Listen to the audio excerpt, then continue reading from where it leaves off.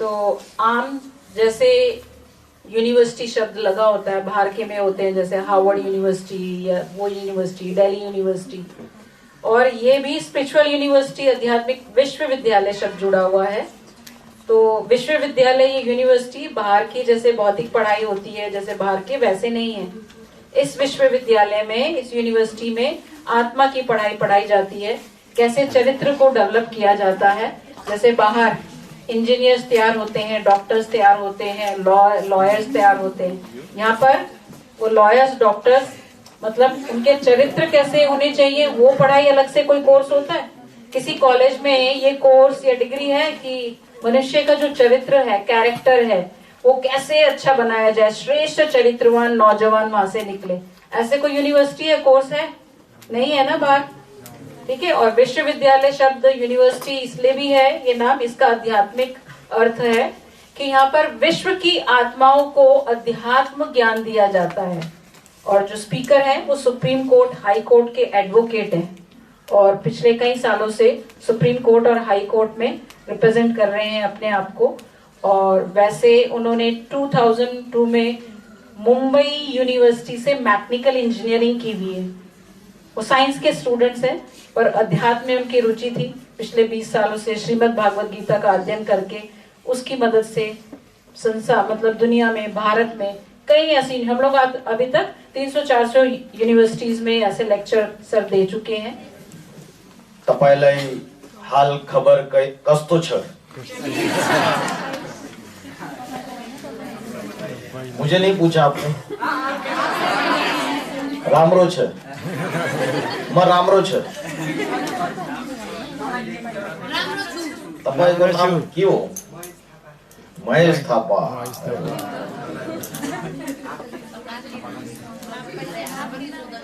म नाम मेरो नाम अमोल छ। अमोल पालेकर एक बॉलीवुड में एक्टर था, पुरानी फिल्म में, ठीक है। आपने देखा नहीं होगा, आप तो जेनजी हो, आप अभी आए। अभी पुराने फिल्म का एक्टर था वो, ठीक है। आज का जो टॉपिक है Bhagavad Gita, the science of self realisation, who am I, मैं कौन हूं। तो आज का टॉपिक स्टार्ट करने से पहले 2 मिनट के लिए हम सभी मेडिटेशन करेंगे। आपने बचपन से मेडिटेशन किया होगा, लेकिन आपने जो मेडिटेशन किया उससे मैं नया मेथड बताऊंगा आपको, जो आपके लाइफ में आपको काम आएगा। सभी लोग अलग अलग प्रॉब्लम से, चैलेंजेस से लाइफ में गुजर रहे हैं, चाहे टीचर है, चाहे स्टूडेंट है, चाहे कोई भी व्यक्ति है जो बिजनेस कर रहा है, घर में काम कर रहा है या कोई जॉब कर रहा है। तो आज के लाइफ में जब टेंशन, डिप्रेशन, स्ट्रेस, एंजाइटी बढ़ रही है, माइंड एंड इंटेलेक्ट करप्ट हो रहा है, निगेटिव हो रहा है, तो उस समय हमें ध्यान की, मेडिटेशन की बहुत जरूरी है। तो आपने जो मेडिटेशन किया, आपने आंखें बंद करके मेडिटेशन किया आज तक या आंखें खुली रख के किया? आंखें बंद करके मेडिटेशन किया। लेकिन आप शिव शंकर भोलेनाथ महादेव को जानते? उनके चित्र और उनकी मूर्तियां आपने देखी होगी। वो डीप मेडिटेशन स्टेज में बैठे हैं, उनको कहते हैं महायोगी। आंखें पूरी बंद है या थोड़ी खुली थोड़ी बंद है? थोड़ी खुली, आधी खुली आधी बंद है, उसको कहते हैं अर्धोन्मिलित नेत्र। तो जो महायोगी है उनका मैसेज सारी दुनिया को ये है, जो ध्यान करना होता है वो आंखें बंद करके नहीं करना होता है, क्योंकि भगवान ने अर्जुन को भगवत गीता में कर्म योग सिखाया। कर्म योग मतलब, योग मीन्स ध्यान, और कर्म करते हुए ध्यान। हम क्या करते हैं? जब ध्यान करते हैं, आंखें बंद करके बैठते हैं, तब हम कर्म नहीं करते। कोई ध्यान करते हुए खाना खाता है क्या? नहीं।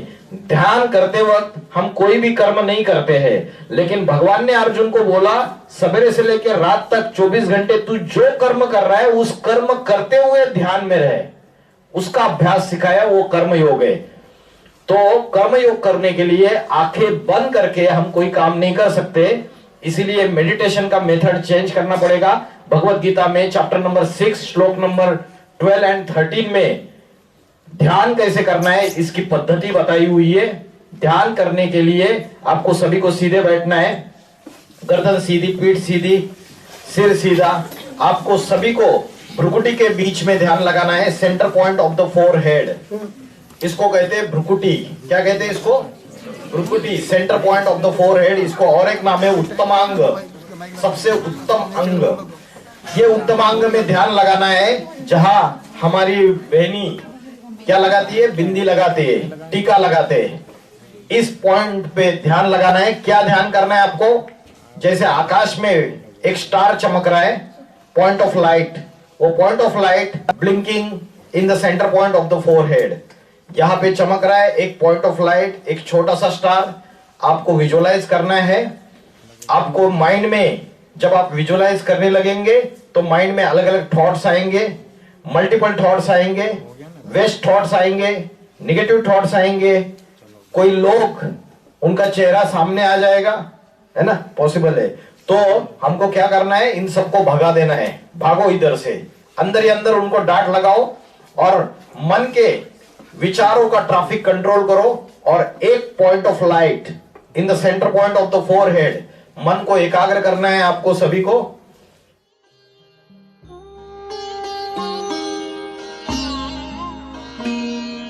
ज्योति बिंदु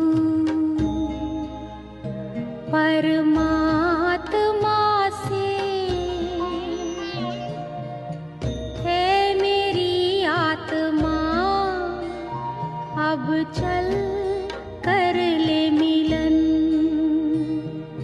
परमानंद का अनुभव कर,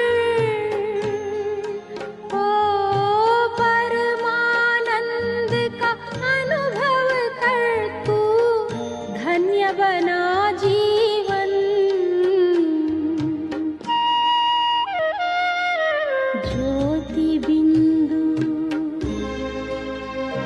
परमात्मा से है मेरी आत्मा, अब चल कर ले मिलन। अब चल कर ले मिलन, अब चल कर ले मिलन।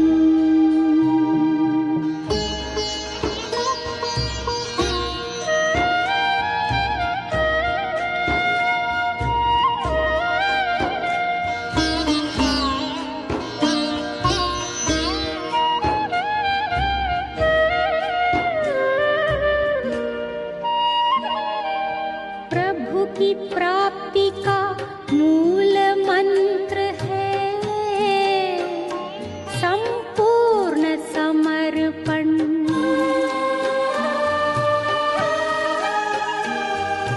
है आत्मा चल प्रभु को सौंप दे,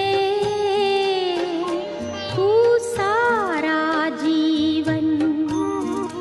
ओ देख प्रभु तेरे निकट विराज। रोज फिजिकल एक्सरसाइज करते हैं हम। ये जो एक्सरसाइज है ये मेंटल एक्सरसाइज है, मन को एकाग्र करने की एक्सरसाइज। फिजिकल ग्रोथ के ऊपर तो हम ध्यान देते हैं, जिम जाते हैं, ब्यूटी पार्लर जाते हैं, शरीर के ऊपर पूरा ध्यान देते हैं। तो शरीर के ऊपर तो ध्यान देते हैं, लेकिन हमारा जो स्पिरिचुअल ग्रोथ है और मेंटल ग्रोथ है उसके तरफ ध्यान नहीं देते हैं। और जिस चीज के तरफ ध्यान नहीं दिया जाता, धीरे धीरे धीरे धीरे वो चीज बीमार होती है। जैसे गाड़ी है, गाड़ी की सर्विसिंग नहीं की, 4 महीने नहीं की, 6 महीने नहीं की, 10 महीने नहीं की, तो गाड़ी का कोई part, gear box, clutch, engine, उसमें मेजर डैमेज हो जाता है। फिर हमें बहुत पैसा खर्च करना पड़ता है, फिर उसको रिपेयरिंग करनी पड़ती है या रिप्लेस करना पड़ता है नया प्लाट।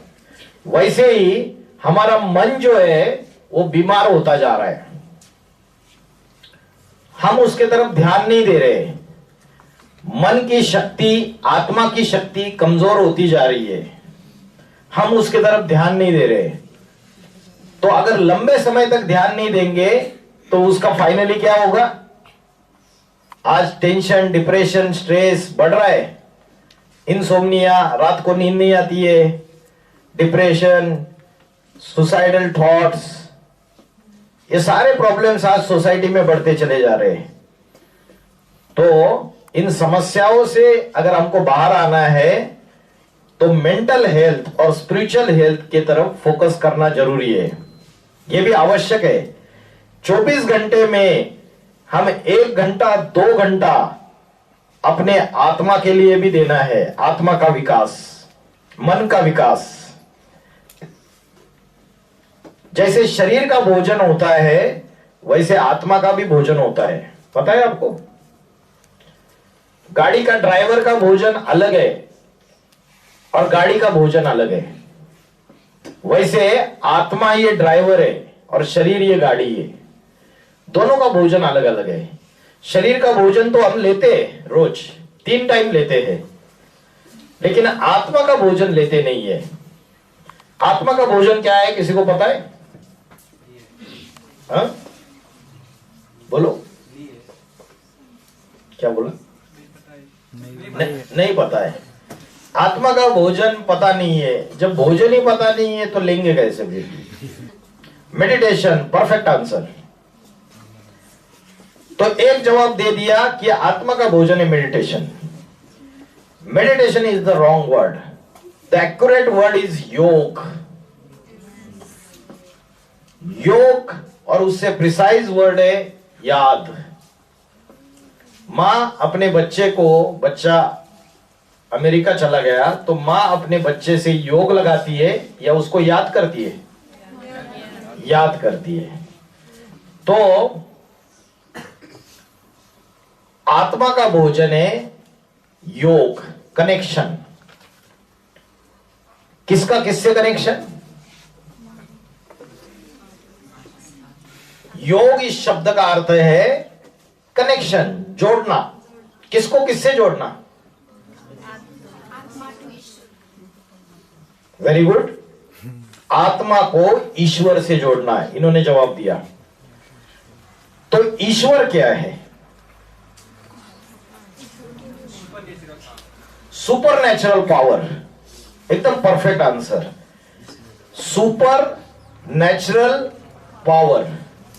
एक होती है नेचुरल चीजें, जल, वायु, अग्नि, पृथ्वी, आकाश, ये प्रकृति के 5 तत्व है, ये नेचुरल है।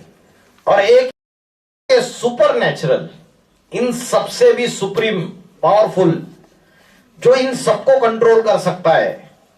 इसलिए भगवत गीता में बोला, प्रकृति जीते सो जगत जीत। ये जो शरीर की जो इंद्रिय है, आंख, नाक, कान, जिह्वा, त्वचा, मूत्रद्वार, मलद्वार, हाथ, पैर, ये 10 इंद्रिय है शरीर में। ये शरीर को कंट्रोल करने वाला कौन है? Who is the controller? Mind control करता है। और वेदों में बोला है, ऋग्वेद में, मन रेव आत्मा, मन बुद्धि ही आत्मा है। Mind and intellect is nothing but the soul. आत्मा कहो, प्राण शक्ति कहो, चेतना कहो, कॉन्शियसनेस कहो, ऊर्जा कहो, एक ही चीज के अलग अलग नाम है।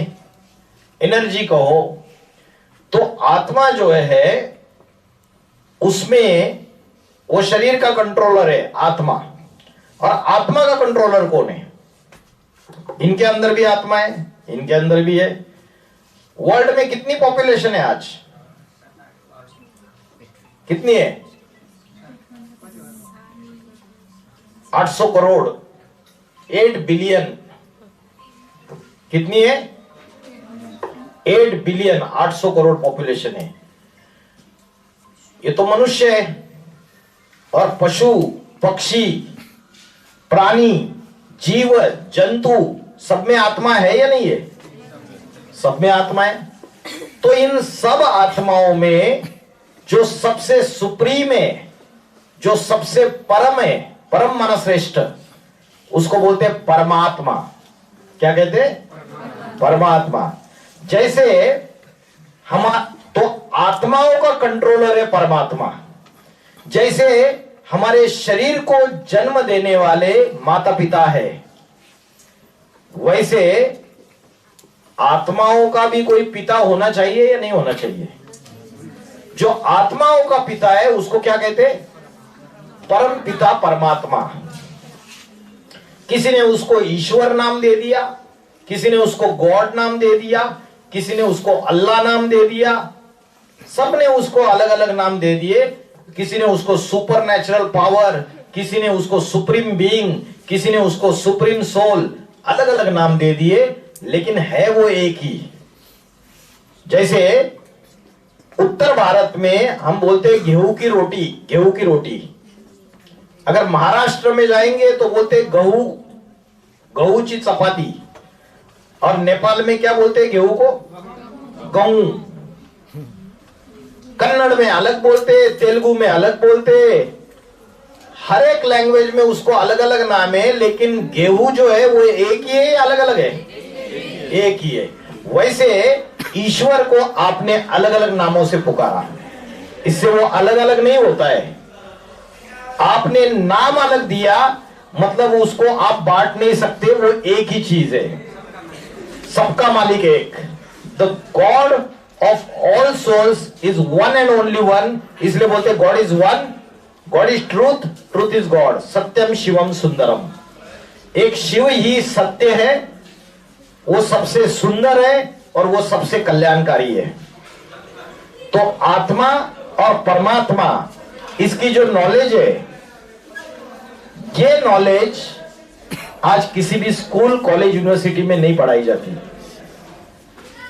आज जो नॉलेज पढ़ाई जाती है ये सिर्फ पेट भरने तक की सीमित विद्या पढ़ाई जाती है, जिससे हमें डिग्री मिले, डिग्री मिलने के बाद नौकरी मिले और नौकरी मिलने के बाद हमको पैसा मिले। लेकिन पहले नेपाल में, भारत में गुरुकुल होते थे। आज से 100 साल पीछे जाएंगे, मेरे ख्याल से आपके या तो 50 साल पीछे भी गुरुकुल होते थे और गुरुकुल में विद्या दी जाती थी। वो विद्या जो दी जाती थी वो पेट भरने की, पैसा कमाने की विद्या नहीं सिखाई जाती थी, चरित्र निर्माण की विद्या सिखाई जाती थी, कैरेक्टर फॉर्मेशन। किसकी विद्या दी जाती थी? Character formation. आज कॉलेजेस में, यूनिवर्सिटीज में इंजीनियर्स तैयार हो रहे, डॉक्टर तैयार हो रहे, वकील तैयार हो रहे, लेकिन चरित्रवान मनुष्य तैयार नहीं हो रहे। और चरित्रवान मनुष्य तैयार नहीं होंगे तो क्या प्रॉब्लम होगा? समझो कोई इंजीनियर है, उसने नेपाल में एक फ्लाईओवर बनाया। फ्लाईओवर पता है ना आपको? फ्लाईओवर बनाया, वो फ्लाईओवर में उसने 2 नंबर का मटेरियल यूज किया, सीमेंट, रेत, जो भी ये 2 नंबर का माल यूज किया और कमीशन खाया, बहुत पैसा, रिश्वत ली। तो उस इंजीनियर ने जो पुल बनाया, जो फ्लाईओवर बनाया, वो 6 महीने में कोलैप्स हो सकता है। और वो कोलैप्स हो जाएगा तो हजारों लोग मर जाएंगे उसमें। तो ऐसा इंजीनियर देश को चाहिए क्या? जिसमें चरित्र नहीं है, जिसमें नैतिकता नहीं है, जिसमें एथिकल वैल्यूज नहीं है, ऐसे लोग नहीं चाहिए।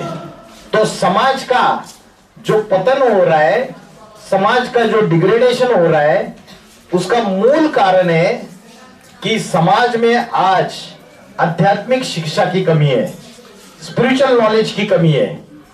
तो आज आप जो एजुकेशन ले रहे हैं वो फॉर्मल एजुकेशन है या भौतिक शिक्षा है, और जो परमात्मा आके जो पढ़ाई पढ़ाता है, जो भगवत गीता में जो पढ़ाई बताई है, वो स्पिरिचुअल एजुकेशन है, आध्यात्मिक शिक्षा। तो भगवत गीता में, भगवत गीता भी एक प्रकार का विज्ञान है। ये कोई धर्म की किताब नहीं है, ये आत्मज्ञान की किताब है। जैसे ये साइंस के जो साधन है, लैपटॉप है, मोबाइल है, ये जो भी साधन है, एयर कंडीशनर है, इससे हम बाहर की चीजों को कंट्रोल करते हैं, लेकिन अंदर को अपने मन के विचारों को कंट्रोल करना, अपनी इंद्रियों को कंट्रोल करना, उसका जो ज्ञान है वो आत्मज्ञान है, वो अध्यात्म ज्ञान है। और भगवत गीता में भगवान ने अर्जुन को जो ज्ञान दिया वो आत्मज्ञान दिया। भगवान ने अर्जुन को गांडीव धनुष से चलाने की विद्या नहीं सिखाई। अर्जुन ने भगवान को प्रश्न पूछा था कि मेरा मन बड़ा चंचल है, माई माइंड इज अनस्टेबल, मेरा मन बड़ा हठी है, ये बड़ा बलवान है, ये जबरियन मेरी इंद्रियों को उत्तेजित करता है, इस चंचल मन को मैं कैसे एकाग्र करूं? यह अर्जुन का क्वेश्चन था भगवत गीता में। और भगवान ने उनको क्या आंसर दिया? भगवान ने उनको आंसर दिया, अभ्यास न तो कौन्तेय वैराग्य न च गृह्यते। बार बार ये मन चंचल होता है, बार बार इस मन को भ्रुकुटी के बीच में यहां पे एकाग्र करो। The practice makes man perfect. तो हम कभी प्रैक्टिस करते हैं कि मेरा मन भटक रहा है तो उसको फिर से एकाग्र करूं। सवेरे से लेकर शाम तक आपके मन में निगेटिव थॉट्स और वेस्ट थॉट्स ज्यादा चलते हैं या पॉजिटिव थॉट्स ज्यादा चलते हैं? निगेटिव थॉट्स और वेस्ट थॉट ज्यादा चलते हैं। व्यर्थ संकल्प, जैसे जो वेस्ट चीजें है, वेस्ट, उसको हम कहां डालते हैं? डस्टबिन में डालते हैं। और जो कूड़ा कचड़ा है उसको भी हम डस्टबिन में डालते हैं। लेकिन आज हमने माइंड को, अपनी बुद्धि को डस्टबिन बना लिया है। सारा वेस्ट, सारा निगेटिव हम अपने इसमें जमा करते हैं। तो इस कचड़े को, इस कूड़े को कैसे साफ करना है, इस निगेटिविटी को कैसे साफ करना है, ये भगवत गीता में भगवान ने अर्जुन को जवाब दिया। बार बार ये मन अनस्टेबल होता है, बार बार इस मन को यहां भ्रुकुटी के बीच में आत्मा में एकाग्र करो, मन के विचारों को कंट्रोल करो, निगेटिविटी को कंट्रोल करो। तो ये जो अभ्यास है इसको कहते हैं योग। चंचल मन को भ्रुकुटी के बीच में आत्मा में एकाग्र करते हुए परमात्मा से संबंध जोड़ना, परमात्मा को याद करना, ये योग है। लेकिन आज इस राजयोग को हम भूल चुके हैं। आज हम क्या करते हैं? मंदिर में जाएंगे, नारियल फोड़ेंगे, वहां अगरबत्ती जलाएंगे, धूप जलाएंगे, फूलों की माला लेके जाएंगे, वो देवी के गले में डालेंगे या चरणों में रखेंगे। तो हम जो कर रहे हैं ये कर्म कांड है। ये कर्म कांड, इससे जरूरी नहीं है कि आपकी आत्मा के अंदर, मन के अंदर सुधार आएगा। मन के अंदर सुधार लाने के लिए आपको उससे ऊपर की जो अवस्था है, मन को एकाग्र करने का अभ्यास करना पड़ेगा। आप माला का जाप करते हैं, किया है किसी ने कभी? कोई भी नहीं। मैं बचपन से, मैं जब 10वीं के बाद इंजीनियरिंग कॉलेज में पढ़ाई पढ़ता था, तब मैं, हमारे यहाँ लोकल ट्रेन होती है, तो मैं लोकल ट्रेन से कॉलेज में जाता था। तब मेरे गले में ऐसी गौमुखी होती थी, उसमें माला होती थी 108 की, रुद्राक्ष की, और मैं उसको जाप करते हुए जाता था। बाकी लोग हंसते थे, मेरे जो फ्रेंड्स है वो हंसते रहते थे, मैं उसको जाप करता था। लेकिन मैंने एक देखा, मैं जाप कर रहा हूं राम नाम का, उसके बावजूद मेरा मन भटक रहा है, मेरे मन में अलग अलग विचार आ रहे हैं। जब मुझे ज्ञान मिला कि बोली से, वाचा से, जाप करने से भी उसके ऊपर का भी कोई अभ्यास है, और वो अभ्यास है मन के विचारों को एकाग्र करना, मन के अलग अलग जो थॉट्स है उसको कंट्रोल करना। और ये जो पॉइंट है भ्रुकुटी, यहां पे अगर मैं मन के विचारों को एकाग्र करता हूं तो यहां पे आत्मा रहती है, यह आत्मा का घर है। इसका क्या प्रमाण है कि यहां आत्मा रहती है? भगवत गीता में इसका प्रमाण है भ्रूर मध्य प्राणमावेश सम्यका, भ्रुकुटी के मध्य में प्राण शक्ति स्थित है। आपको जब टेंशन आती है तो आपकी उंगली इधर चली जाती है, टेंशन आ गया। आत्मा की शक्ति कमजोर होना माना ही टेंशन, स्ट्रेस। आत्मा की शक्ति पावरफुल है तो टेंशन नहीं है, टेंशन का नाम ही नहीं आएगा, स्ट्रेस का नाम ही नहीं आएगा। तो आत्मा का ध्यान भ्रुकुटी के बीच में किया जाता है। इसका और एक प्रमाण है कि जो कन्या माता है, हमारी बहनें हैं, वो यहां पे बिंदी लगाती है और पुरुष लोग यहां पे टीका लगाते हैं, है ना, नाक पे नहीं लगाते, यहां लगाते। क्यों लगाते? यहां पे ही क्यों लगाते? क्योंकि ऋषि मुनियों ने 1000 साल पहले उनको ये बात पता चली कि मनुष्य बॉडी कॉन्शियसनेस में आ रहा है, अपनी फिजिकल बॉडी में उसका बुद्धि पूरा लग गया कि शरीर को जो इंद्रिया है, उन इंद्रियों को जो भी रिक्वायरमेंट है उसी को वो दिन भर याद करता रहता है। तो मनुष्य की बुद्धि शरीर से निकालकर आत्मा में, जो आत्मा राजा है, इस राजा में बुद्धि स्थिर हो जाए, इसलिए उन्होंने ये बिंदी लगाने की और टीका लगाने की परंपरा शुरुआत की, ट्रेडिशन। लेकिन आज हम ये भूल गए कि आत्मा भ्रुकुटी के बीच में रहती है, इस आध्यात्मिक रहस्य को भूल गए। तो इसलिए हम यहां पे बिंदी लगाते हैं क्योंकि आत्मा यहां रहती है। तो आज सबसे बड़ा प्रॉब्लम है आइडेंटिटी क्राइसिस। आइडेंटिटी क्राइसिस मतलब हु एम आई, मैं कौन हूं? मैं हिंदू हूं, मैं मुस्लिम हूं, मैं क्रिश्चियन हूं, या मैं पटेल हूं, मैं मराठा हूं, मैं नेपाली हूं, मैं इंडियन हूं, मैं अमेरिकन हूं, कौन हूं मैं? या मैं डॉक्टर हूं, इंजीनियर हूं, वकील हूं, कौन हूं मैं? जाति के आधार से, धर्म के आधार से, क्वालिफिकेशन के अनुसार, जेंडर के अनुसार मैं लड़का हूं, लड़की हूं। तो इसके अनुसार हमने अपनी आइडेंटिटी बताई। ये आइडेंटिटी से आज समाज में झगड़ा हो रहा है या नहीं हो रहा है? आज इंडिया में जाएंगे तो जाति में बहुत झगड़ा है।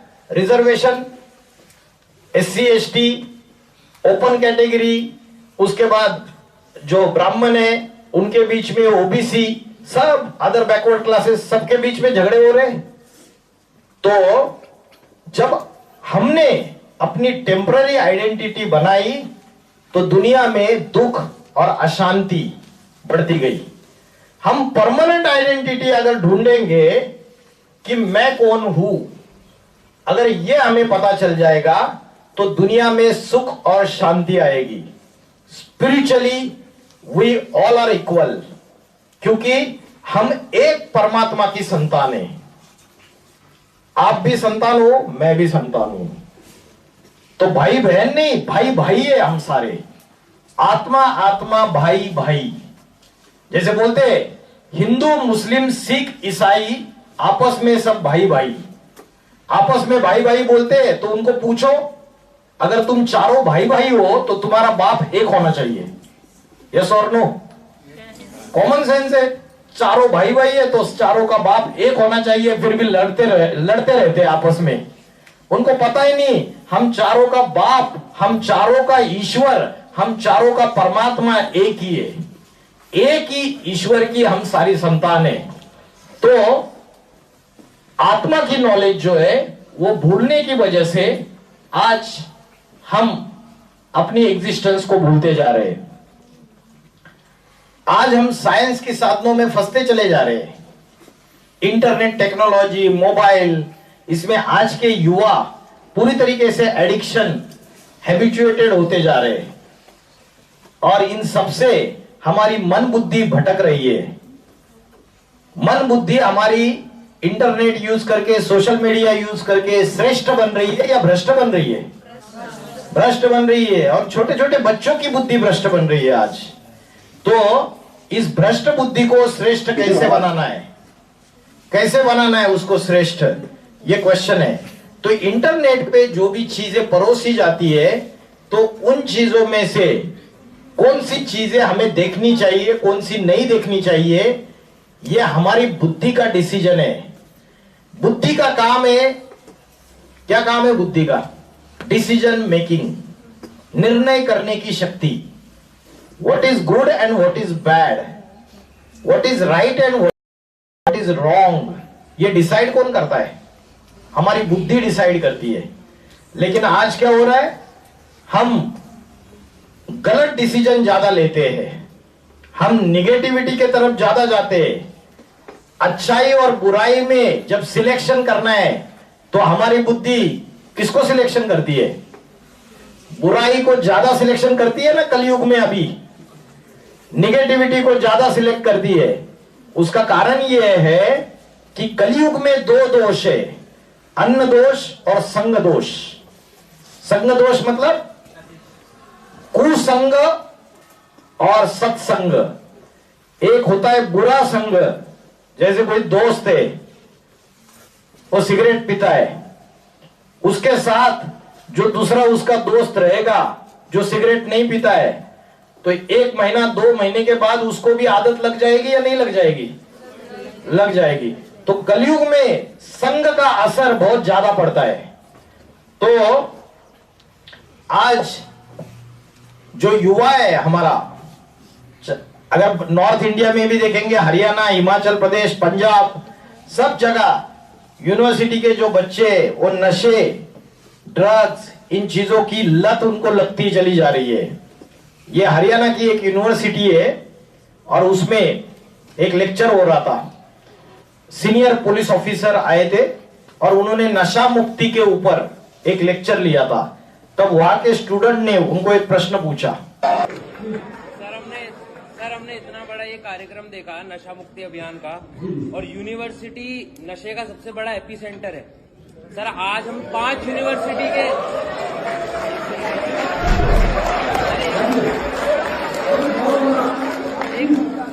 सर हम 5 यूनिवर्सिटी के बच्चे यहाँ पर, 4 यूनिवर्सिटी के बच्चे यहाँ पर बैठे हैं। आज गांजा मिलना या फिर कोई नशे की सामग्री मिलना, टॉफी, लॉलीपॉप जितना आसान है मिलना, तो एक फर्स्ट ईयर का या सेकंड ईयर का बच्चा गांजे के डीलर को ट्रेस कर सकता है या ट्रैक कर सकता है, तो पुलिस क्यों नहीं कर पाती? क्या पुलिस ही पीछे छूट रही है? सर एक second sir let me complete sir मेरा जो मानना है, क्योंकि मैं भी सोसाइटी में रहता हूँ, यूनिवर्सिटी का स्टूडेंट हूँ सर, यहाँ सामने चौकी है और चौकी के सामने ही गांजा मिलता है, तो क्या आपको नहीं लगता?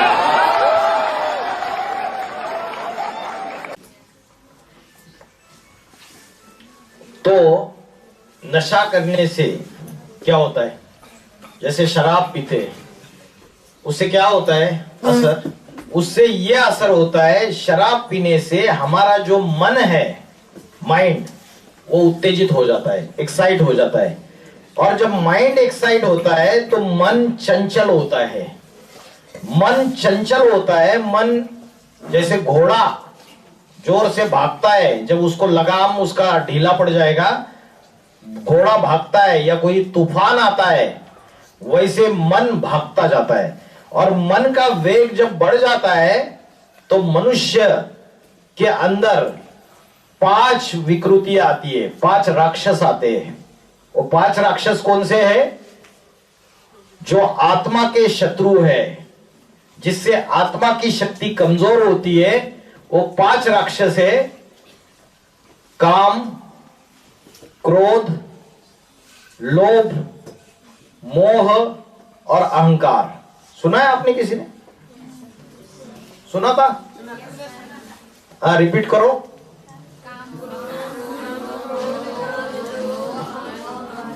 काम, क्रोध, लोभ, मोह, अहंकार, ये आत्मा के शत्रु है। इसकी वजह से हमारी मन की शक्ति कमजोर होती है, हमारी आत्मा की शक्ति कमजोर होती है। तो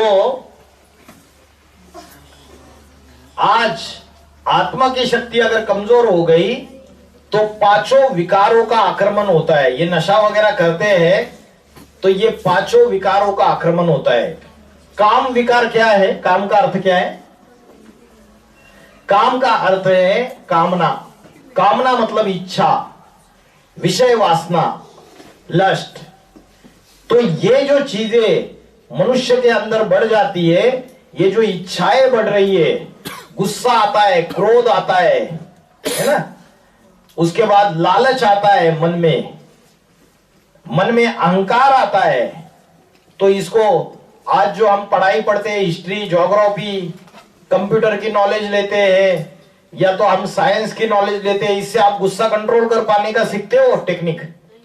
इससे आप सीखते हो कि हमारी इच्छाओं को कैसे कंट्रोल करना है, अपने मन को कैसे कंट्रोल करना है। इसमें नहीं सीखा जाता। ये आत्मा की पढ़ाई पढ़ने से हम इन चीजों को कंट्रोल करना सीख सकते हैं। तो महाभारत में जो युद्ध दिखाई है, हम समझते हैं कि कौरव और पांडव और यादवों के बीच में युद्ध हो गई। हम समझते हैं कि ये हिंसा की युद्ध है, हिंसा, वायलेंस। लेकिन वो कोई वायलेंस नहीं था। ये जो स्टोरी बताई हुई है उसका भी डीप मीनिंग है।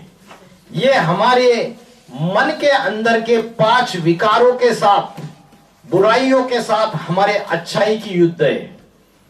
तो अच्छाई और बुराई की युद्ध है, या बोलो राम और रावण की युद्ध है। तो आज की तारीख में ऐसा हो रहा है कि रावण मतलब 5 विकार, काम, क्रोध, लोभ, मोह, अहंकार। ये 5 विकार रूपी रावण वो विजयी बन रहा है। जब हमारे मन के अंदर अच्छाई और बुराई की युद्ध होती है तो कौन जीतता है उसमें? बुराई जीतती है या अच्छाई जीतती है? अच्छाई जीत जाती है। अरे बुराई जीतती है बार बार। इसलिए रावण को हर वर्ष जलाते हैं, फिर भी रावण और बड़ा हो जाता है। अगले साल फिर से जलाते हैं, लेकिन खत्म नहीं होता है। तो रावण मतलब ये 5 विकार, काम, क्रोध, लोभ, मोह, अहंकार। तो मेरी असली आइडेंटिटी क्या है, रियल आइडेंटिटी क्या है, परमानेंट आइडेंटिटी क्या है? यही क्वेश्चन महादेव ने हनुमान जी को पूछा था कि तुम कौन हो? कौन हो तुम? मैं हनुमान। तुम्हारा नाम नहीं पूछा, तुम कौन हो? अंजनी सुत, केसरी नंदन, पवन पुत्र। तुम्हारा वंश नहीं पूछा, तुम कौन? वानर। तुम्हारी जाति नहीं पूछी हनुमान, तुम कौन?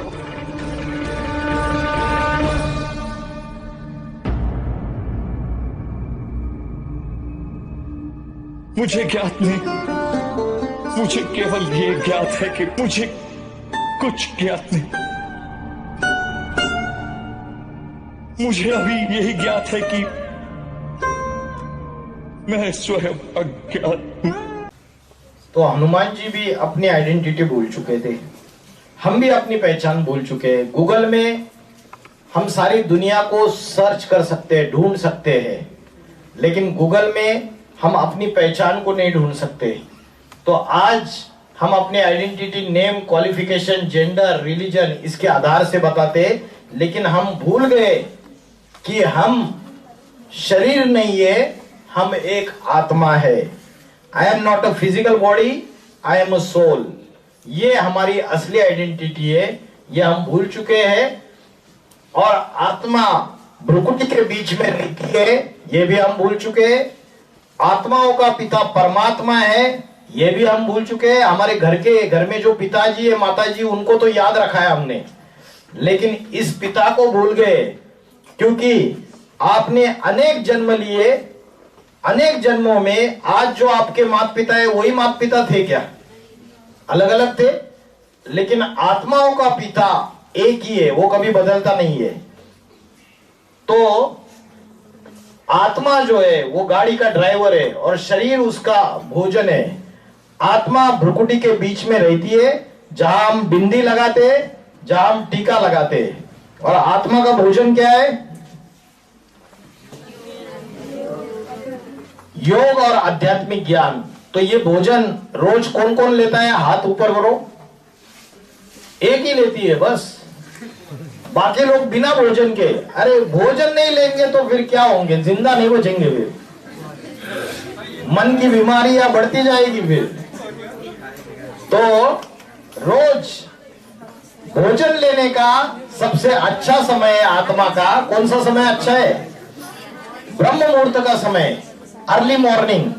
सवेरे 4 बजे उठ जाइए और 4 बजे उठ के आप आत्मा का ध्यान कीजिए, परमात्मा का स्मरण कीजिए। तो 4 बजे का समय जो ब्रह्म मुहूर्त का समय है वो सबसे अच्छा समय है।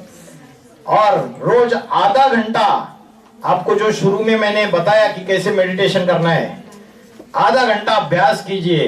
भ्रुकुटी के मध्य में जैसे आकाश में स्टार चमक रहा है वैसे स्टार चमक रहा है। और रोज 1 घंटा अच्छा स्पिरिचुअल नॉलेज सुनिए। उससे क्या होगा? अच्छा ज्ञान अगर सुनेंगे, यूट्यूब में, इंस्टाग्राम में भी आपको वीडियोस मिलेंगे, अच्छे अच्छे लेक्चर्स है जिसमें अच्छी बातें मन के अंदर आएंगी तो निगेटिव थॉट्स भाग जाएंगे, उनको जगह नहीं मिलेगी। वो बोलेंगे अरे अच्छी चीजें अंदर आ रही है तो हमें भागना पड़ेगा यहां से। तो आध्यात्मिक ज्ञान और योग ये आत्मा का भोजन है। तो आपके सामने ये वाली थाली है और ये है, और आपको किसी ने बोला कि देखो आपके पास 56 प्रकार के भोग है, उसकी थाली सजाई हुई है, और किसी दूसरे ने बोला चलो 1 घंटा अच्छा सत्संग है, अच्छे आध्यात्मिक ज्ञान मिलेगा, चलो उधर जाते बाद में खाना खाएंगे, ये 56 भोग। तो आप किसको प्रेफरेंस देंगे, इसको या इसको? इसको देंगे ना। तो ये रावण है। तो ये बुराई का विजय अच्छाई के ऊपर। तो हम शरीर को, फिजिकल बॉडी को सब कुछ समझ बैठे, ये सबसे बड़ी गलती है। और आत्मा के शत्रु, उसके लिए भगवत गीता में बोला त्रिविधस्य नरकस्य इदम द्वारम नाशनम आत्मना काम क्रोधस तथा लोभस तस्मात् एतत् त्रयं त्यजेत्। ये काम, क्रोध और लोभ, ये तीनों नरक के द्वार खोलने वाले हैं, इनको त्याग देना चाहिए। आज दुनिया में जितना भी क्राइम हो रहा है, जितना भी पापाचार हो रहा है, या तो काम की वजह से, मतलब विषय वासना, लस्ट, या तो क्रोध की वजह से, या तो लालच की वजह से, या तो मोह की वजह से। मोह मतलब अटैचमेंट, या तो अहंकार की वजह से। ठीक है, अभी जितने भी झगड़े चल रहे, चाहे घर में चल रहे, चाहे पड़ोसी में चल रहे, चाहे समाज में चल रहे, चाहे दो राज्यों के बीच में चल रहे, चाहे 2 देशों के बीच में चल रहे, उसका कारण कहीं ना कहीं यही रहेगा, है ना। डोनाल्ड ट्रंप ने सबके ऊपर टैरिफ लगा दे कि तुम्हारा जो सामान है, इंडिया का सामान या दूसरे देशों का सामान, वो जब हमारे देश में आएगा तो हम उसके ऊपर टैरिफ लगा देंगे। तो जो डोनाल्ड ट्रंप जो कर रहा है उसको बोलते हैं लोभ। लोभ का अर्थ क्या है? लालच। लालच मतलब मेरी थाली में जो परोसा हुआ है वो तो खाऊंगा ही, लेकिन सामने वाले के थाली में जो परोसा है वो छीन के खाऊंगा, इसको कहते हैं लालच। मोह, मोह मतलब क्या? मोह मतलब अटैचमेंट, लगाव, झुकाव। और 5वां है अहंकार, बुद्धि का अहंकार, अपनी सुंदरता का अहंकार, अपने धन का अहंकार, अपने पहलवान गिरी का अहंकार, मेरा शरीर बड़ा पहलवान है। तो ये काम, क्रोध, लोभ, ये आत्मा के शत्रु है, ये आत्मा की शक्ति को क्षीण करते हैं। और आत्मा की जो ओरिजिनल क्वालिटी है, जैसे सोना है, सोने में अगर दूसरा तांबा, पीतल, दूसरा धातु मिक्स करेंगे तो सोने की क्वालिटी कम होगी या नहीं होगी? सोना 24 कैरेट है, इसका मतलब सोने की क्वालिटी एकदम हाईएस्ट है। 22 कैरेट उसकी क्वालिटी कम हो गई, 20 कैरेट और कम हो गई, 18 कैरेट और कम हो गई। तो आत्मा की क्वालिटी एकदम हाईएस्ट है जब उसके अंदर शांति है, प्रेम है, आनंद है, ज्ञान है, पवित्रता है। ये सारी चीजें अगर उसके अंदर है तो वो आत्मा हाईएस्ट क्वालिटी वाली है, प्योर आत्मा है, पवित्र आत्मा है। और आज जैसे सोने में अलग अलग एलॉय मिक्स हो जाता है, वैसे हमारे आत्मा के अंदर राक्षसी प्रवृत्तियां आ चुकी है, काम, क्रोध, लोभ, मोह, अहंकार। तो हमारे अंदर राक्षसी प्रवृत्तियां घुस गई, इसलिए सुख, शांति, पवित्रता, आनंद, ज्ञान, ये हमारी आत्मा की ओरिजिनल क्वालिटीज, दिव्य गुण, डिवाइन क्वालिटीज, ये गायब होती जा रही है। समझ में आ रहा है? तो कठोपनिषद नामक शास्त्र में बोला है, आत्मा नाम रथिनम वित्ति, शरीरम रथमेव च। आत्मा रथी है, रथी मीन्स पैसेंजर, जो गाड़ी में बैठा है वो पैसेंजर, सवारी। शरीरम रथमेव च, शरीर गाड़ी है। बुद्धि तुम सारथिम विद्धि, बुद्धि ड्राइवर है। अगर ड्राइवर शराब पिया हुआ है तो गाड़ी गड्ढे में लेके जाएगा, वैसे बुद्धि जो है वो पूरी भ्रष्ट हो चुकी है, निगेटिव हो चुकी है, तो जीवन की गाड़ी को गड्ढे में लेके जाएगा, जीवन बर्बाद हो जाएगा, करियर बर्बाद हो जाएगा, फैमिली बर्बाद हो जाएगी। आत्मा नाम रथिनम विद्धि, शरीरम रथमेव च, बुद्धि तुम सारथिम विद्धि, मन प्रग्रहमेव च। मन लगाम है, लगाम अगर ढीला पड़ा हुआ है तो घोड़े जो है वो कंट्रोल में नहीं रहेंगे। और घोड़े क्या है? घोड़े है इंद्रिया, 10 इंद्रिया, 5 ज्ञानेन्द्रिया और 5 कर्मेंद्रिया। अभी आप बताइए, आपकी इंद्रियों के ऊपर आपका कंट्रोल है क्या? है?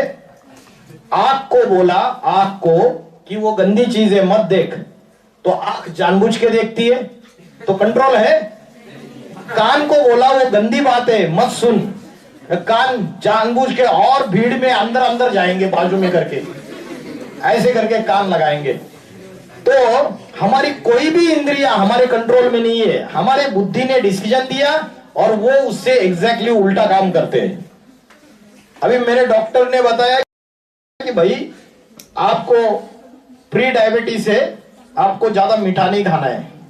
मैं जैसे ही कॉलेज में आया और सर ने रसगुल्ले का डिब्बा लेके सामने आ गए और सोन पापड़ी साथ में, अब बोले सर लीजिए। जैसे ही मेरी आंख उस रसगुल्ले के तरफ गई, मेरे बुद्धि ने डांटा मत खा, तुझे डायबिटीज है। लेकिन आंख जैसे ही गई तो जिब्बिया ललचायमान हो गई, वाह क्या बढ़िया रसगुल्ला है। मैंने हाथ आगे किया, बुद्धि को बोला तू चुप बैठ, हाथ आगे किया, रसगुल्ला उठाया, मुख में डाला। मुख भी इंद्रिया, जिब्या भी इंद्रिया, हाथ भी इंद्रिया। उन्होंने इस राजा की बात मानी क्या? राजा के ऑर्डर को ठुकरा दिया। तू कौन होता है हमें बताने वाला? तू खुद ही भ्रष्ट बन चुका है ना। जैसे आज के जो राजा है, जो बड़े बड़े नेता लोग बैठे हुए हैं, आज की प्रजा उनकी बात नहीं मान रही है। श्रीलंका वालों ने गवर्नमेंट को पलटा दिया है, नेपाल वालों ने गवर्नमेंट को पलटा दिया। तो जो बाकी की प्रजा है वो राजा की बात इसलिए नहीं मान रहे क्योंकि राजा भ्रष्ट हो चुका है, राजा कमजोर हो चुका है।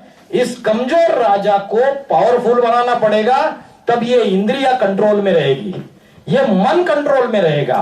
तो राजा को पावरफुल करने का टेक्निक मैंने बताया, उसको उसका भोजन दे दो। उसका भोजन आपने छीन लिया, क्या भोजन है? क्या भोजन छीन लिया राजा का? अरे भूल गए क्या? आध्यात्मिक ज्ञान और योग, ये 2 चीजें आपने छीन ली। उसकी वजह से ये घोड़ा गाड़ी जो है ये गड्ढे में चली जाएगी। उसको भोजन दे दो, ये गाड़ी अच्छे से चलेगी। तो जैसे कंप्यूटर में वायरस आता है, और वायरस आता है तो कंप्यूटर काम नहीं करता है, लैपटॉप काम नहीं करेगा, तो आप लोग क्या करते हैं? एंटीवायरस डाउनलोड करते हैं। वैसे काम, क्रोध, लोभ, मोह, अहंकार, ये 5 विकार वायरस है, ये हमारे आत्मा में, मन और बुद्धि में आ चुके हैं। और उसका एंटीवायरस क्या है? आध्यात्मिक ज्ञान और योग, ये उसका एंटीवायरस है। तो चंचल मन को वश में करने के लिए भगवान ने अर्जुन को 2 जवाब दिए, एक तो योग अभ्यास और दूसरा है वैराग्य। मन बार बार चंचल होता है, उस मन को बार बार एकाग्र करो भ्रुकुटी के बीच में। और दूसरा है वैराग्य। वैराग्य मतलब क्या? भगवे वस्त्र पहन के जंगल में चले जाओ बीबी बाल बच्चों को छोड़ के, इसको वैराग्य कहेंगे? इसको वैराग्य नहीं कहेंगे। वैराग्य मतलब कमल पुष्प समान जीवन। कमल का जो फूल होता है वो कीचड़ में उगता है, लेकिन कीचड़ की एक भी बूंद उसके पत्तों को स्पर्श नहीं करती है। वैसे ये दुनिया क्या है? कीचड़ है। किसका कीचड़ है? विषय विकारों का कीचड़ है। काम, क्रोध, लोभ, मोह, अहंकार इसका कीचड़ है। इस कीचड़ में रहते हुए अगर हम अपना मन पवित्र रखे, सबसे अलग रहे, तो उसको कहते हैं वैराग्य। जैसे 100 बगुलों के बीच में एक हंस अपनी मस्ती में रहे। बगला क्या करता है? बगला गंध खाता है। जैसे 10 दोस्त है और 10 दोस्त में 9 दोस्त सारे गलत काम करते हैं, उनको नशा करते हैं, कुछ गलत आदतें, और एक दोस्त जो है उनके साथ रहता तो है लेकिन मन से उनके साथ इन्वॉल्व नहीं है। फिजिकली इन्वॉल्व है शरीर से, लेकिन मन और इंटेलेक्ट से डिटैच है। उसको बोलते हैं कमल पुष्प समान जीवन। वो हंस है और बाकी सारे बगुले। तो 2 चीजें, अगर मन को एकाग्र करना है तो योगाभ्यास, और दूसरा वैराग्य। ये 2 चीजें अपने लाइफ में फॉलो करनी है। जैसे शरीर की सफाई करते हैं हम रोज, शरीर का मैला साफ करते हैं, उसके लिए क्या करते हैं हम? रोज स्नान करते हैं। वैसे मन के ऊपर और आत्मा के ऊपर जो मैला चढ़ा है उसको साफ कैसे करना है? उसको साफ करने के लिए भगवत गीता में बोला ज्ञान निर्धूत कल्मषा। ये आध्यात्मिक ज्ञान जो है ये आत्मा के ऊपर, मन के ऊपर के मैले को, हमारे पाप कर्म को भस्म कर सकता है। इसको वॉश कर सकता है, मतलब धो सकता है। उसको क्या धो सकता है? ज्ञान, आध्यात्मिक ज्ञान, स्पिरिचुअल नॉलेज। और ये जो स्पिरिचुअल नॉलेज है, इसकी वजह से हमारे मन के अंदर जो भी मैला है वो साफ हो सकता है। अभी ये हो गई आत्मा की बात। अभी परमात्मा कौन है? गॉड कौन है? वो रहता कहाँ है? यहां रहता है या ऊपर रहता है? कहां रहता है? नीचे या ऊपर? ऊपर। वो ऊपर रहता है, ऊपर वाला है। तो ऊपर वाला है, उसके आज जो बच्चे हैं, संतान है, सारी दुनिया है, वो दुखी हो रहे, अशांत हो रहे। दुनिया में पाप, भ्रष्टाचार, अत्याचार, दुख, अशांति, हिंसा, आतंकवाद बढ़ रहा है। तो उसको नीचे आना चाहिए या नहीं आना चाहिए? आना चाहिए। तो आने का समय कौन सा है उसका? कब आना चाहिए? जब मन लगे तब। जब मन लगे तब। उसको तो मन ही नहीं है। मन तो आपको है, मुझे। उसको तो मन नहीं है, उसको तो सिर्फ बुद्धि है। वो बुद्धिमानों की बुद्धि है। भगवत गीता में बोला है मैं बुद्धिमानों की बुद्धि हूं। आज दुनिया में वकील है, जज है, डॉक्टर है, इंजीनियर है, ये बुद्धिमान लोग हैं। उन बुद्धिमानों की भी बुद्धि है, वो उनसे भी पावरफुल बुद्धिमान। तो भगवान जो है उसका आने का टाइमिंग भगवत गीता में बोला है जब धर्म की ग्लानि होती है। यदा यदा ही धर्मस्य ग्लानिर्भवति भारत। जब धर्म की ग्लानि होती है, अधर्म का बोलबाला होता है, तब दुर्जनों का विनाश करने के लिए, सज्जनों की रक्षा करने के लिए मैं आता हूं। अभी बोलिए अधर्म क्या है और धर्म क्या है? बताइए। धर्म मतलब धारणा। और धारणा कैसी धारणा? अपन को आत्मा समझना, ये सबसे बड़ी धारणा है। अभी हम अपने आप को शरीर समझ के बैठे, इसलिए इस दुनिया में लड़ाई, झगड़े, समस्याएं सारी बढ़ती चली जा रही है। अगर हम अपन को आत्मा समझेंगे तो स्पिरिचुअली ऑल आर इक्वल। तो अधर्म फैल रहा है, अधर्म फैल रहा है, मतलब बॉडी कॉन्शियसनेस बढ़ती जा रही है, राक्षसी प्रवृत्तियां बढ़ती जा रही है, यही अधर्म है। इस अधर्म का विनाश करके सिर्फ परमात्मा आके आत्मा का ज्ञान देते हैं। और जब वो आते हैं, आत्मा का ज्ञान देते हैं, तब पापी कलयुग का परिवर्तन होके नवयुग आता है, जिसको कहते हैं सतयुग। क्या कहते हैं? सतयुग। 4 युग है। कौन से 4 युग है पता है आपको?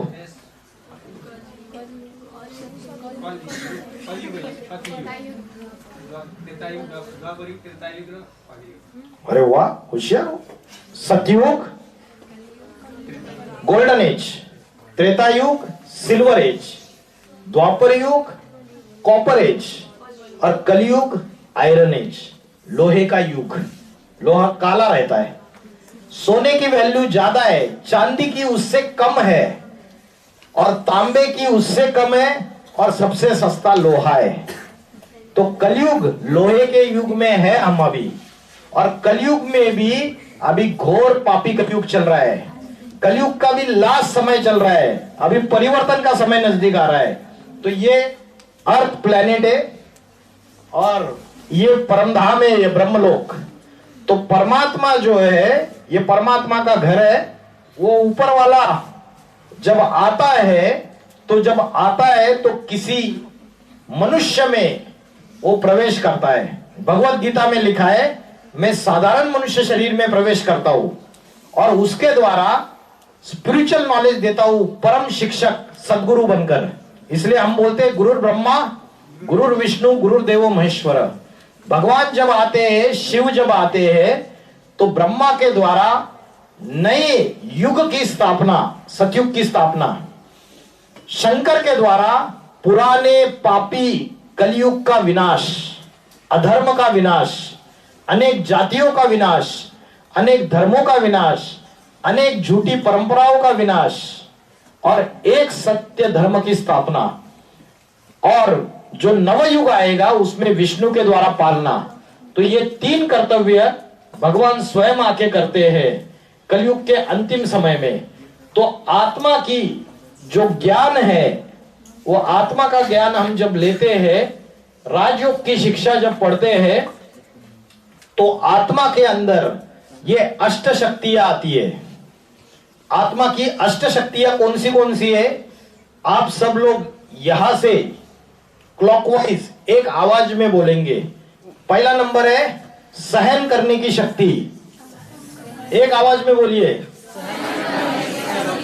उसके बाद समाने की शक्ति। मतलब क्या है? जैसे सागर में नदी, नाले, ओरे, सारा सबका कूड़ा कचड़ा लेके सागर में डाला जाता है और सागर उसको सबको अपने अंदर समा लेता है। वैसे ही दूसरों के अंदर जो बुराई है उसको ना उछाल के अगर हम उनकी कमियां, कमजोरियां अपने अंदर समा ले तो उसको बोलते हैं समाने की शक्ति। तीसरा है जो जोरी होता है, वो परखता है कि असली हीरा कौन सा है और नकली हीरा कौन सा है। तो आज हमारी परखने की शक्ति कमजोर हो गई है, इसलिए हमें लाइफ में कोई भी आके हमको धोखा देके चला जाता है और हम रोते रहते हैं, अरे इसने तो मेरे को धोखा दे दिया। तो आपकी परखने की शक्ति कहां चली गई थी? परखने की शक्ति इसलिए कमजोर हो गई क्योंकि आत्मा की शक्ति कमजोर हो गई। उसके बाद decision making power, what is good and what is bad, what is right and what is wrong, ये निर्णय करने की शक्ति। आगे सामना करने की शक्ति, पावर टू फेस चैलेंजेस। जीवन में जो भी समस्याएं आती है, जो भी मुश्किलें आती है, उसका सामना करने की शक्ति। आगे सहयोग करने की शक्ति, टीम वर्क। आगे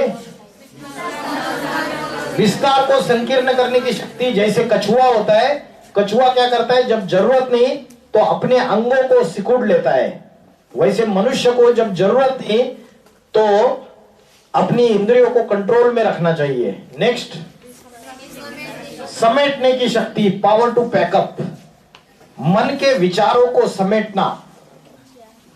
कोई किसी से झगड़ा हो गया और हम पूरे जीवन भर उससे दुश्मनी मोल ले तो वो गलत है। हम बात को खत्म करके उससे अच्छा बातचीत करना चालू करें तो उसको बोलते हैं समेटने की शक्ति। तो राजयोग की शिक्षा भगवान स्वयं आके सिखाते हैं। ये जो व्यक्ति बैठा है, ये आत्मा का ध्यान कर रहा है, ब्रह्म मुहूर्त के समय उठ के परमात्मा को स्मरण कर रहा है। वो जिस आसन पे बैठा है वो 4 पिलर्स के ऊपर आधारित है। पहला पिलर है ब्रह्मचर्य। ब्रह्मचर्य का अर्थ क्या है? क्या है ब्रह्मचर्य का अर्थ? ब्रह्मचर्य का अर्थ है सेल्फ कंट्रोल, मन की पवित्रता, बोली की पवित्रता, कर्मों की पवित्रता। आज कर्म पवित्र है लोगों के या अपवित्र है? पाप कर्म ज्यादा है या पुण्य कर्म ज्यादा है? पाप कर्म। तो ब्रह्मचर्य का अर्थ है कर्म भी पवित्र, बोली भी पवित्र और मन के विचार भी पवित्र, शुद्ध, तो उसको बोलते हैं ब्रह्मचर्य। दूसरा है शुद्ध अन्न। जैसे खाओगे अन्न वैसे बनेगा मन, और जैसे पियोगे पानी वैसे होगी वाणी। अन्न का कनेक्शन मन से है। तीसरा है दैवी गुण, डिवाइन क्वालिटीज। झूठ न बोलना, हिंसा न करना, क्रोध न करना। गुस्सा आता है आपको? बहुत ज्यादा आता है ना? तो आप लोगों को एक होमवर्क देता हूं मैं 2 महीने के लिए। रोज रात को सोते समय चेक करना है, अपनी डायरी में लिखना है कि आज दिन भर मैंने कितनी बार गुस्सा किया, ठीक है? और जब गुस्सा करेंगे तो अपने आप को एक थप्पड़ लगा देना खुद ही, जोर से, जितना जोर से मार सकते हैं उतना जोर से अपने आप को लगाना है। उसको क्यों मारा आपने? तो होमवर्क याद रहेगा ना? अपनी डायरी में नोट करना रोज रात को सोते समय। तो तीसरा है दैवी गुण, और चौथा है सत्संग, अच्छा संग। सत्यम शिवम सुंदरम, एक परमात्मा शिव ही सत्य है, उसका संग। तो ये राजयोग की शिक्षा है। और ये 4 युग है, ये काल चक्र है। सतयुग, त्रेता युग, द्वापर युग और कलयुग। कलयुग है पापी झूठ का युग, और सतयुग है सत्य का युग। सतयुग को मुस्लिम लोग बोलते हैं जन्नत, क्रिश्चियन लोग बोलते हैं पैराडाइज या हेवन, हिंदू लोग बोलते हैं राम राज्य, स्वर्ग, वैकुंठ या सतयुग। अलग अलग नाम दे दिए।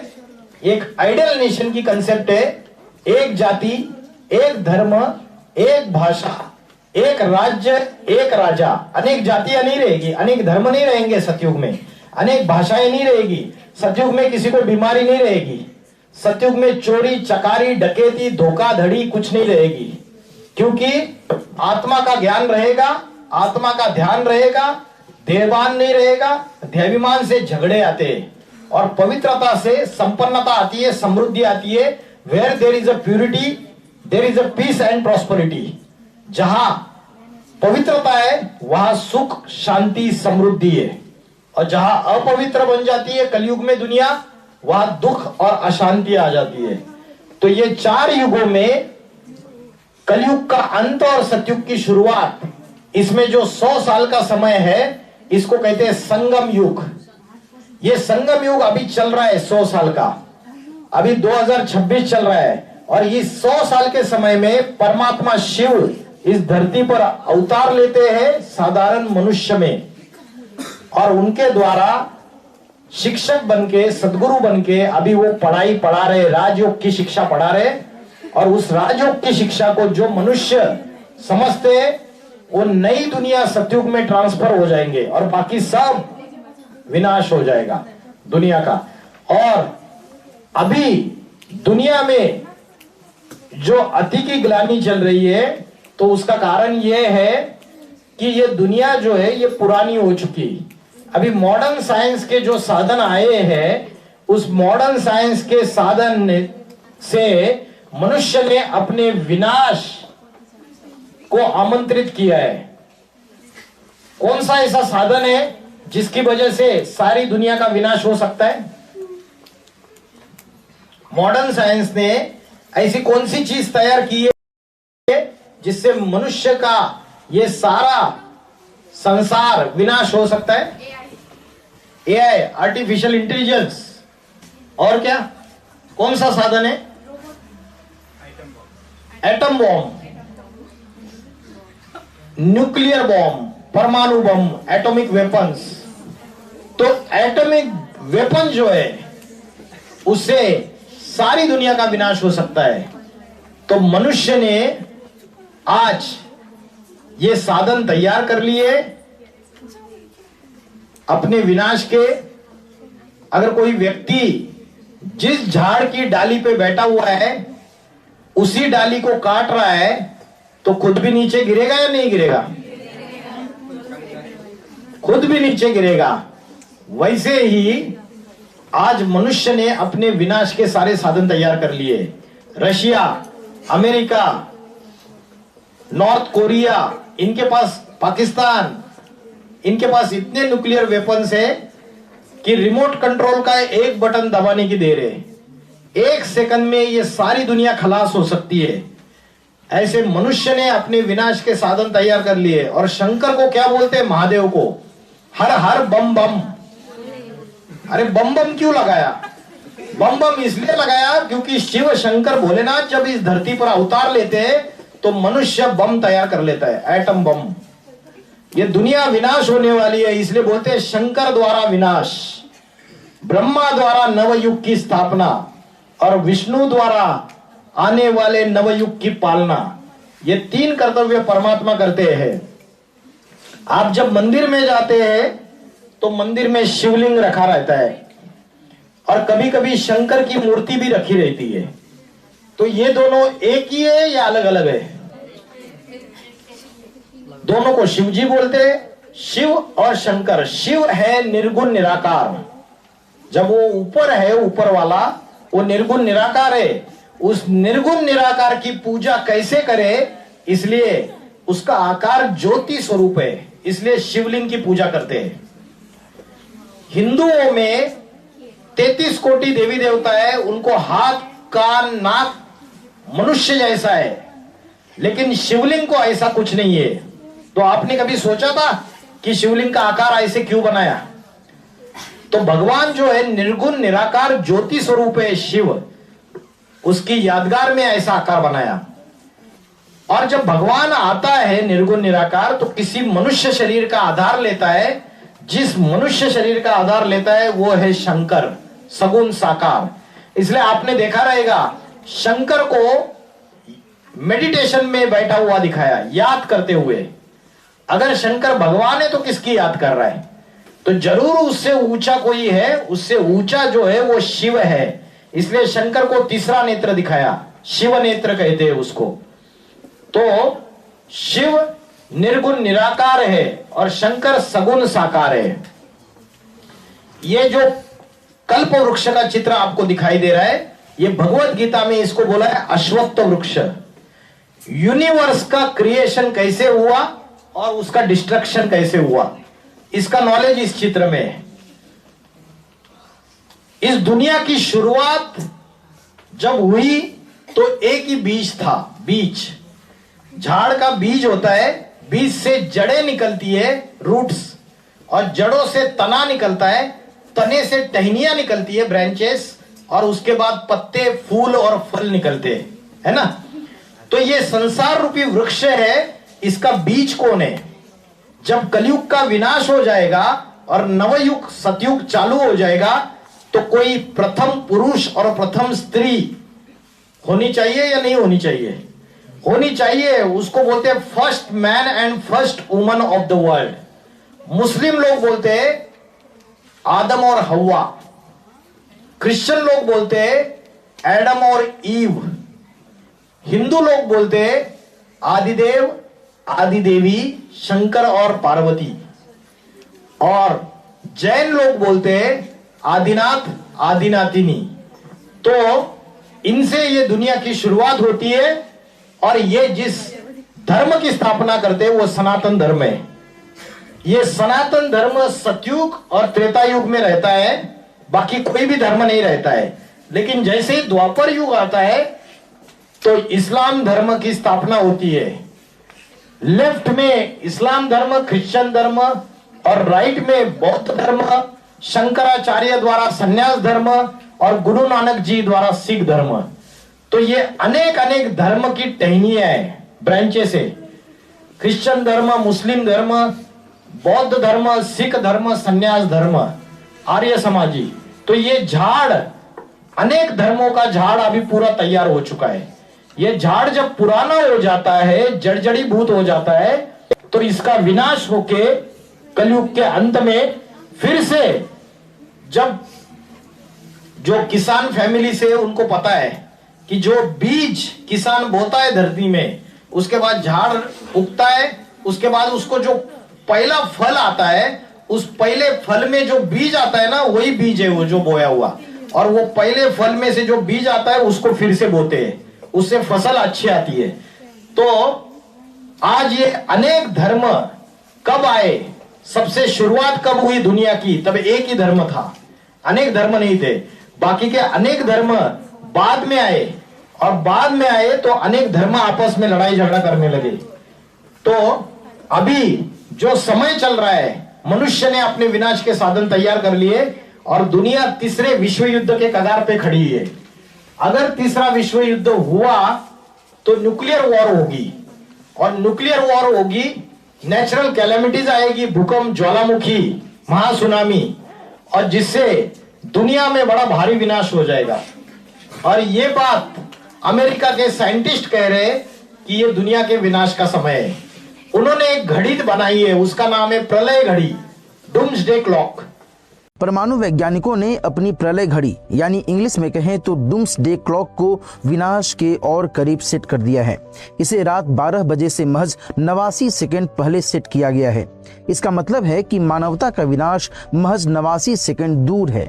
पिछले साल इसे 1 सेकंड पीछे यानी 90 सेकंड पर सेट किया गया था। सीधे सीधे कहा जाए तो पिछले साल के मुकाबले इस साल खतरा बढ़ गया है। इसका कारण बताया गया है रूस द्वारा यूक्रेन पर हमले के बीच परमाणु खतरे को, विश्व के दूसरे प्रमुख स्थानों में तनाव और जलवायु परिवर्तन को, और सबसे अहम आर्टिफिशियल इंटेलिजेंस के सैन्य अनुप्रयोग को। देखिए, डूम्सडे क्लॉक या प्रलय घड़ी मानवता की तरफ आने वाले खतरे को दिखाने वाली एक प्रतीकात्मक घड़ी है। इसे bulletin of the atomic scientists या BAS नाम के संगठन द्वारा बनाया गया था, जिसमें जे रॉबर्ट ओपेनहाइमर और अल्बर्ट आइंस्टीन जैसे भौतिक विज्ञानी भी शामिल थे। पहले इसका मकसद मानवता को परमाणु युद्ध के खतरे के बारे में बताना था, पर इसका अब दायरा बढ़ चुका है। यह घड़ी हर साल जनवरी में BAS की सालाना बैठक के बाद सेट की जाती है। तो अगर तीसरा विश्व युद्ध हुआ तो जो एटम बॉम्ब का विस्फोट होगा उससे अर्थ का टेम्परेचर इंक्रीज हो जाएगा। अर्थ का टेम्परेचर इंक्रीज होने से क्या होगा, उत्तर ध्रुव और दक्षिण ध्रुव में जो बर्फ के पहाड़ है वो पिघल जाएंगे। बर्फ के पहाड़ पिघलने से क्या होगा, समुद्र का जो जल स्तर है, सी लेवल, वो बढ़ जाएगी। और सी लेवल बढ़ने से क्या होगा, बड़े बड़े जो महाद्वीप है, आइलैंड, वो समुद्र के अंदर चले जाएंगे और दुनिया का विनाश, बड़ा विनाश सामने खड़ा है।